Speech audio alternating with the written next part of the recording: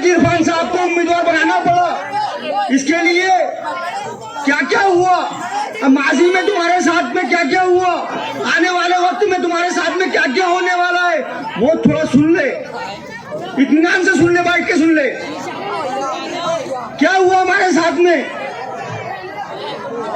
क्या हमने देखा जो पिछले 2 महीने से हमारे नबी करीम सल्लल्लाहु अलैहि वसल्लम की शान में गुस्ताखी हुई, और गुस्ताखी इतनी शिद्दत से हुई कि हमारे नौजवानों के जज्बात इतने बुलंद हो गए, इतने भड़क गए कि वो चौक चौराहे पर नागपुर के पुलिस स्टेशन पे आ गए, और पुलिस स्टेशन पे आके पथराव हो गया सारे प्रकरण में। ये बताओ आपके साथ में कौन खड़ा था? हाजी इरफान बिल्डर एक ऐसी शख्सियत थी जो रात में 12 बजे से 4 बजे रात तक के पुलिस स्टेशन के पास में थे, जो बेगुनाह हमारे फंस रहे थे उनको निकाल रहे थे।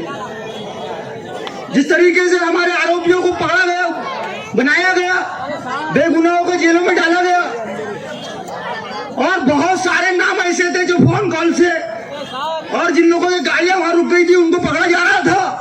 उस वक्त पे कौन आया? ये कांग्रेस के लीडर तुम्हारे साथ में नहीं थे, तुम्हारे साथ में खड़ा था जो हाजी इरफान खड़ा था, और कई लोगों को, लोगों ने बेगुनाह लोगों को जेल में जाने से बचाया।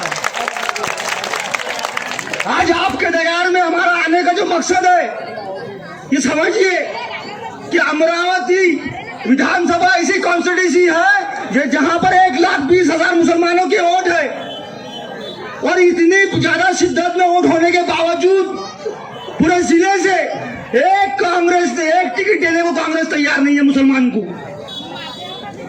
मुसलमानों को कांग्रेस आम लगाने को तैयार नहीं है। हम मुसलमान कांग्रेस के बंधु मजदूर बन के घूम रहे हैं। आज एक मोमेंट, एक वक्त आया हुआ है हमारे पास में। इस मोमेंट और इस वक्त का फायदा उठाने का वक्त है। पिछले 3 महीने 4 महीने से हम एक नारा लगा रहे हैं, अब की बार मुस्लिम आमदार विधानसभा नहीं लोकसभा के वक्त में हमने ऐसा नारा दिया इस वक्त में कि अब की बार मुस्लिम आमदार उस नारे को कामयाब बनाने के लिए इरफान बिल्डर ने कई दिनों तक के जद्दोजहद की।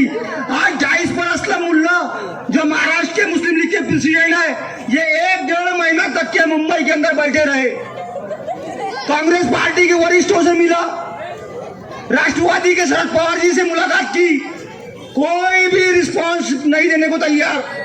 मैं असलम मुल्ला और बहुत सारे केरला गए मुस्लिम लीग के राष्ट्रीय नेताओं को हमने यहाँ की बातें बताई कि 1,20,000 वोट है यहाँ पर, और 8 कॉन्स्टिट्यूंसी ऐसी है जिले के अंदर की, अचलपुर हो गया, टूसा हो गया, दरियापुर हो गया, मोर्शी हो गया, बडनेरा हो गया, ऐसी कॉन्स्टिट्यूंसी है जहां पर मुसलमान निर्णायक वोट है। 40-40, 50-50 हजार वोट कांग्रेस के उम्मीदवारों को देकर जिता रहे हैं। उसके बावजूद एक अमरावती की कॉन्स्टिट्यूंसी हमने मांगे कि अमरावती में एक मुसलमान को टिकट दे, कोई नाम नहीं था उनके पास में। हमने ये कहा कि हमारा कोई नाम नहीं तुम्हारे पास में, तुम अगर किसी को भी टिकट दे देंगे मुस्लिम लीग और जितनी सियासी पार्टी अपना विड्रॉल ले लेंगी और उस उम्मीदवार को जिताएंगी, जैसा अकोला के अंदर हुआ।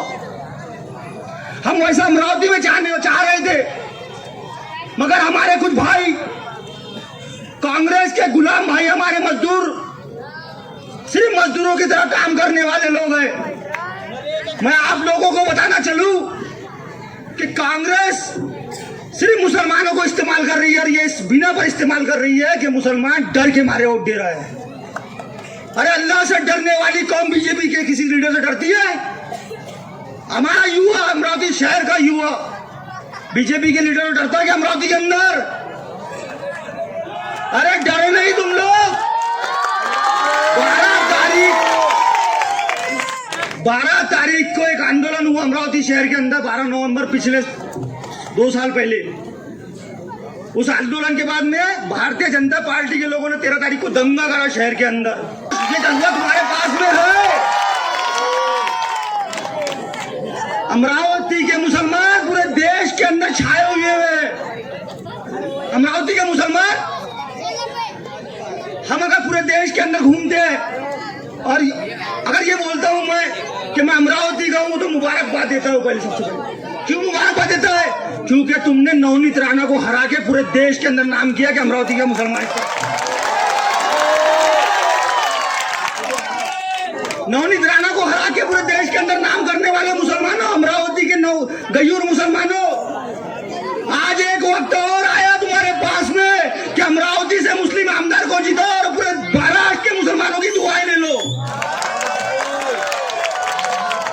अमरावती से मुस्लिम आमदार को जीता और पूरे देश के मुसलमानों की दुआएं ले लो, क्योंकि ये कांग्रेस ने मुसलमानों को नकारी है।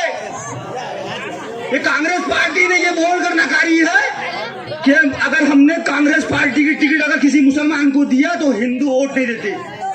क्या बोल रहे हो? कांग्रेस के लीडर ने क्या बोला? उन्होंने ये बोला कि अगर हमने यहाँ मुसलमान को टिकट दिया तो हिंदू वोट नहीं देंगे, हमारी सीट गिर जाएंगी। अरे मैं बोलना चाहता हूँ कि आपकी सीट वैसे ही गिरी हुई है। कांग्रेस का जो उम्मीदवार है वो मुसलमानों को चलता ही नहीं। और क्यों नहीं चलता?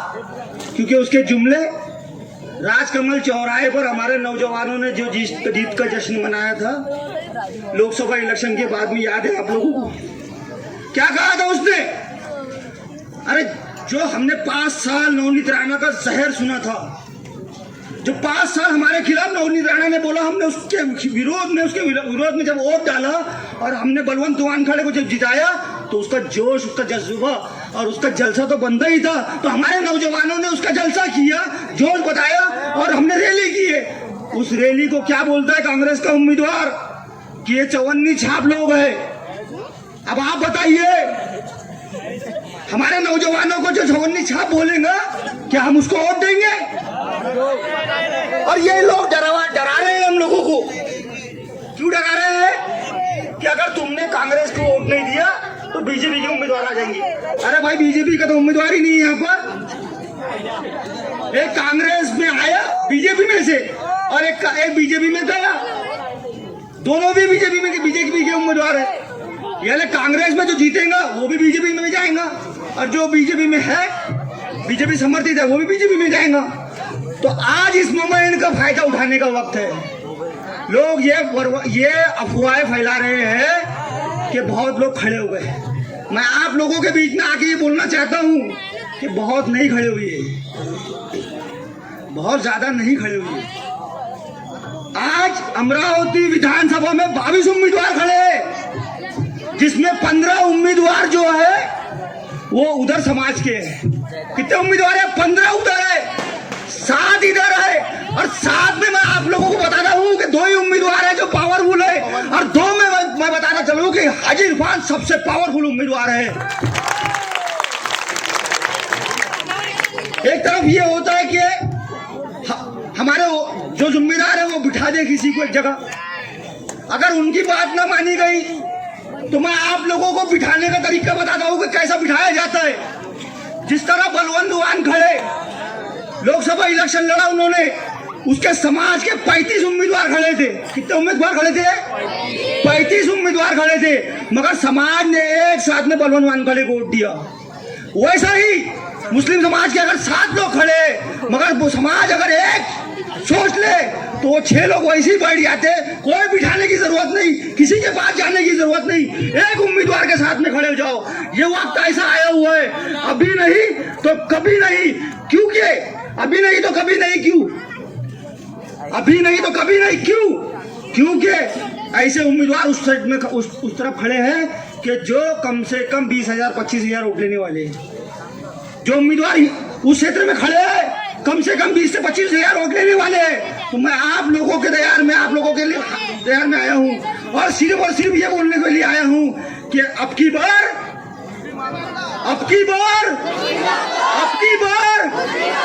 बस ये नारा लेकर हमको चलने का है कि मुझे परदेश में रह के बराबर याद आता है, मुझे परदेश में रह के बराबर याद आता है। वो टूटा ही सही घर जरूर याद आता है, करोड़ों होके भी हम घुटने टेक बैठे हैं। मुझे वो 313 का लश्कर याद आता है।